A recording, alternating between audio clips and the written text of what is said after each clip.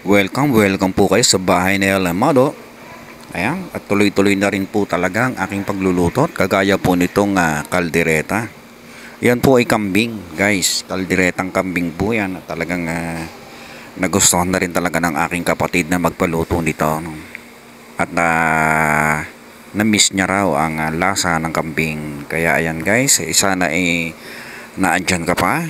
At pinapanood mo ang aking pagluluto ng kambing, ano guys.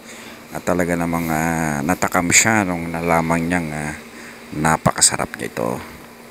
Ayan. Tsaka ang isa pa guys ay napakadali lang palang tanggalin ng anggo nitong kambing, ano. Ayun, doon ko lang nalaman nung aming ginawa itong kambing ay meron palang tinatanggal ito sa kanyang ilalim ng hita. Lahat ng kanyang paa may nakakabit itong parang kulane. Guys, yung pala yung pinakamaanggo niyang parte. Kaya nung maluto na ito, natikman namin, ay talaga palang pwede palang siyang tanggalin yung anggo niya. So guys, maraming salamat sa suporta at makaluto na kami nito, no? See you in my next video. Bye bye.